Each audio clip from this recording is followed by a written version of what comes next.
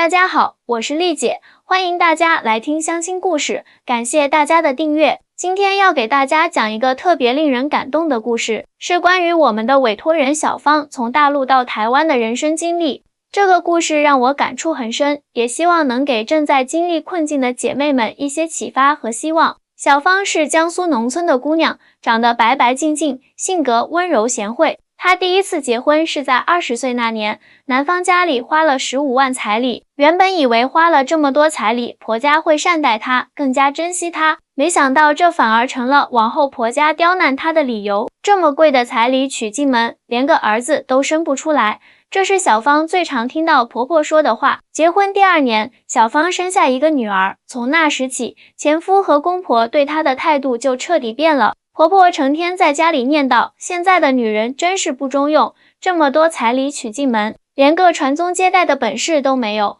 公公虽然不说什么，但眼神里充满了失望。更让小芳寒心的是，前夫不仅不帮她说话，还开始对她拳脚相向。记得最严重的一次，就因为女儿发烧看病花了2000块钱，前夫一回家就对她拳打脚踢。小芳被打得满身青紫，躲在房间里哭了一整夜。婆婆在外头说，活该，谁让你生个赔钱货，看病花那么多钱。这样的日子持续了整整3年，小芳每天活在惶恐中，稍有不顺就要挨打。最后一次家暴发生在一个夏天的晚上，就因为她没有及时给前夫买烟，她直接把烧开的热水泼在他身上。那一刻，小芳崩溃了，我真的受够了。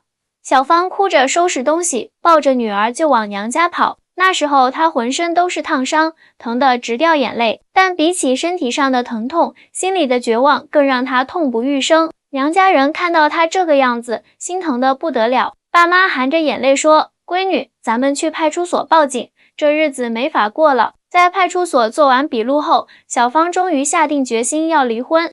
离婚后的小芳带着女儿回了娘家，但前夫一家还是时不时来骚扰，说她不守妇道，还要她还彩礼钱。那段日子，小芳每天靠着做手工活养活自己和女儿，省吃俭用，饭都吃不饱，却还要担心前夫家里人来找麻烦。就在她觉得人生最灰暗的时候，一个意外的机会改变了她的命运。她在网上认识了现在的台湾老公阿明。说起这段姻缘，真的是老天爷为她安排的转机。起初，小芳对再婚很抗拒，特别是对网恋更是充满戒心。但阿明的真诚打动了她，每天细心地关心她的生活，给她温暖的鼓励。阿明知道她带着女儿，不但没有嫌弃，反而说，你放心，我会把你的女儿当亲生女儿一样疼爱。就这样，他们通过视频聊了半年多。阿明特意请了假，从台湾飞到江苏来见小芳。第一次见面，阿明就给小芳买了一大堆礼物，还特意给她女儿带了漂亮的小裙子和玩具。第一次见面的场景，我至今记得小芳跟我讲述时眼中闪烁的光芒。她说阿明下飞机后，第一件事就是问她，你吃过早餐了吗？然后带她去吃了一顿暖暖的早餐。这种被人关心的感觉，让她很久违的感到温暖。丽姐，你知道吗？那天阿明说话的语气特别温柔，完全不像我前夫那样，动不动就吼我。小芳告诉我，阿明不仅对她好，还特别疼她女儿。第一次见面，阿明就蹲下来，温柔地问她女儿，小妹妹，想不想吃糖果？叔叔带了台湾特产给你。见面的那几天，阿明带着小芳和女儿去游乐园玩，给他们买新衣服，还专门去拜访了小芳的父母。小芳的父母一开始对这门亲事很担心，毕竟隔着海峡，担心女儿再次受苦。但阿明的诚意打动了他们。爸爸妈妈，我一定会好好照顾小芳和孩子。在台湾，我有稳定的工作，虽然不是很有钱，但保证让他们过上安稳的日子。阿明的这番话让小芳父母红了眼眶。见面结束后，阿明回台湾就开始张罗结婚的事。他把自己的工作、存款都如实告诉小芳，还主动提出要先帮她把女儿的户口迁到台湾，让孩子能享受到更好的教育资源。我当时真的很感动。小芳说，她考虑的比我还周到。她说，台湾的教育资源很好，孩子从小学习，以后就业机会也多。她还说，台湾这边没有人会歧视2婚带孩子的，大家都很开放。半年后，在办完所有手续后，小芳带着女儿正式飞到台湾。让他没想到的是，阿明的妈妈居然亲自来机场接他们。第一次见面，婆婆就给了他一个大大的拥抱，欢迎来到台湾，以后咱们就是一家人了。搬进新家的第一天，小芳就被台湾的生活方式惊呆了。阿明和婆婆都很注重生活品质，家里东西摆放整齐，还特意给女儿布置了一间漂亮的儿童房。婆婆更是把家里最好的房间腾给他们住。你看，我特意给你们准备的新床具，这是台湾这边最好的牌子。婆婆骄傲地给小芳介绍。阿明说你身体不好，所以我特意买了记忆枕，睡起来比较舒服。小芳告诉我，她当时就哭了。在大陆的婆家，她连最基本的尊重都得不到，更别说这么贴心的关怀。婆婆看她哭，还以为是自己说错话了，连忙安慰她，哎，不会啦，有什么需要尽管说，不用客气的。让小芳更惊讶的是，阿明居然会做饭。第一天晚上，阿明就下厨煮了一桌台湾菜，卤肉饭、麻油鸡、炒空心菜。老婆，不知道合不合你的口味，以后我慢慢学做大陆菜给你吃。阿明笑着说。婆婆在一旁补充，对啦，我儿子从小就教他要会照顾老婆，你看他老爸50多年来，每天都给我煮早餐呢。这样的生活对小芳来说简直像做梦一样。最让她感动的是，阿明和婆婆都把她女儿当亲生的疼。婆婆给孙女买新衣服，从来不会嫌弃她是前夫的女儿。阿明更是疼爱有加，每天下班都要陪女儿玩一会儿，周末带她去游乐园。妈妈，我好喜欢阿爸和阿嬷。女儿经常这样告诉小芳。在台湾，女儿渐渐改口叫阿明阿爸，叫婆婆阿嬷。每次听到这样的称呼，阿明和婆婆都笑得合不拢嘴。来到台湾后，小芳发现这里的生活节奏和大陆完全不一样。街坊邻居都很热情，见面会打招呼说吃饭了没，但从不会像大陆农村那样打听家里收入、存款这些隐私。哎，小芳啊，明天我煮了4神汤，记得来拿些。邻居阿姨常常这样和她分享美食。小芳说，在台湾，她第一次感受到纯粹的人情味，大家互帮互助，却不会互相攀比。让小芳印象最深的是台湾的医疗制度。有一次女儿发烧，阿明带他们去诊所看病，挂号费才几10块新台币，看完医生拿药也不用花太多钱，真的太方便了。在大陆看病又贵又麻烦，这边的健保制度真的很棒。阿明告诉小芳，这都是台湾多年来社会进步的结果。我们这边虽然工资不如大陆1线城市高，但福利好啊，生病有健保，老了有养老金，孩子上学也有补助。说到教育，这可能是最让小芳感动的部分。女儿在台湾上小学，完全没有补习班文化，老师们都很注重孩子的全面发展。老师说我们要给孩子快乐的童年。小芳说，不像大陆那样从小就要卷，学校里也没有重男轻女的现象，女孩子和男孩子享有同样的机会。每次开家长会，老师都会特别表扬女儿的进步，还鼓励她参加各种活动。在这里，当个女孩子也很快乐。女儿常常这样感叹。工作方面，小芳也找到了适合自己的事情。她在一家手工艺品店当店员，老板是个台湾阿姨，知道她是新住民，特别照顾她。阿姨说我手巧，还教我做一些台湾特色的手工艺品。最让小芳惊讶的是，在台湾找工作根本不看年龄。她认识好几个50多岁还在便利店打工的阿姨，他们说做事情要开心，不是为了钱，是为了充实生活。这种心态真的很棒。生活中的点点滴滴都让小芳感受到浓浓的人情味。比如去早餐店买面包，老板娘总会多给她几个，你带个女儿辛苦，多吃点。去菜市场买菜，摊贩知道她是新住民，总会特意挑新鲜的给她。哎，大陆妹仔，这个高丽菜很新鲜，我给你便宜些。菜贩阿姨的台湾腔让小芳听着特别亲切。在台湾，她从来没有因为是大陆人而受到歧视，相反，大家都很照顾她这个大陆妹仔。住在台湾的日子里，小芳也渐渐学会了当地的生活方式。她跟着婆婆学做台湾菜，跟邻居阿姨学讲台语，还养成了垃圾分类的好习惯。这边环保意识真的很强。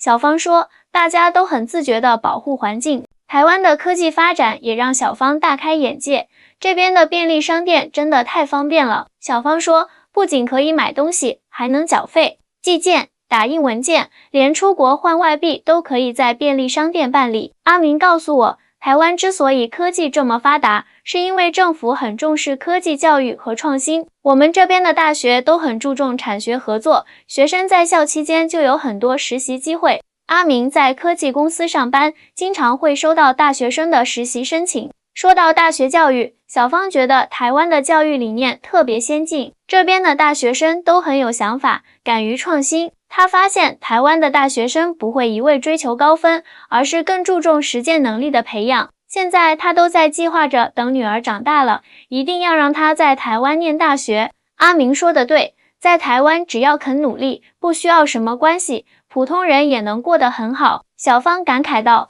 他观察到台湾的社会很公平，地铁里西装革履的上班族和穿着朴素的劳动者都能平等相处，互相尊重。在台湾生活久了，小芳发现这里的人们都有一种知足常乐的心态，大家不会攀比谁家买了豪宅，谁家孩子考上什么名校，而是更在意生活品质和家人相处的时光。记得有一次，小芳问婆婆：“阿嬷，你们家为什么不买大房子？阿明的工资应该买得起吧？”婆婆笑着说：“哎，够住就好啦，钱要花在刀口上，以后你们养老，孩子念书才是重要的。”这种生活态度也感染了小芳。现在的她不再像以前那样焦虑，而是学会了享受生活的点点滴滴。每天早上，她都会去巷口的早餐店买蛋饼、喝豆浆，然后悠闲地去上班。周末和阿明带着女儿去夜市逛逛，吃个盐酥鸡，喝个珍珠奶茶，日子过得简单而幸福。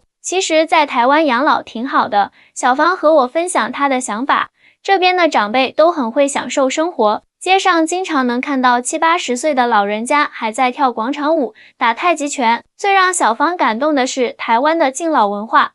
公交车上，年轻人总是主动给老人让座，超市里专门有乐龄专区，方便老年人购物。这让我觉得在这里变老也是一件幸福的事。阿明的爸爸前年生病住院，小芳亲眼见证了台湾的医疗照护系统有多完善。医院不仅有专门的看护中心，还有志工来陪老人聊天。在大陆，请个护工都要花很多钱，这边的福利真的很好。慢慢的，小芳和阿明商量好了要在台湾定居，这里的生活节奏慢一些，但是很踏实。小芳说，我想让女儿在这样的环境里长大，学会尊重他人，也被他人尊重。看着小芳现在幸福的样子，我这个红娘特别欣慰。记得她刚来找我时，还是个满脸愁容的单亲妈妈，现在已经变成了一个开朗自信的女性。这种转变不仅是因为遇到了好男人，更重要的是她在台湾找到了属于自己的生活方式。丽姐，我真的很感谢你当初给我介绍阿明。小芳常常这样对我说，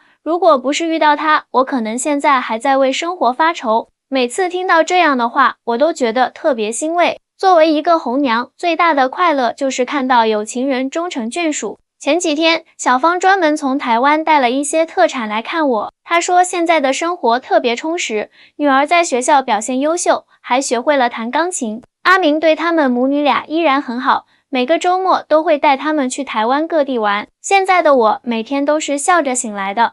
小芳笑着说，最让我感动的是，小芳说她在台湾找到了真正的家的感觉。这里的人很淳朴，不会因为你是外地人就区别对待。她说，街坊邻居都很照顾我，让我感觉特别温暖。阿明的家人也一直把小芳当亲女儿看待。每次过节，婆婆都会准备很多台湾特色小吃，还会教小芳做。阿嬷说要把她的独门菜谱都传给我。小芳骄傲地说，她说我现在做的卤肉饭已经很道地了。现在的小芳已经完全融入了台湾的生活，她不仅学会了说台语，还和邻居阿姨一起去参加社区活动。这边的生活虽然简单，但是很有人情味。小芳说，大家都很重视生活品质，不会一味追求物质。最近，小芳还在社区大学报了一个手工艺课程，老师说我很有天赋，她开心地说，以后说不定能开个小店，做自己喜欢的事。在台湾，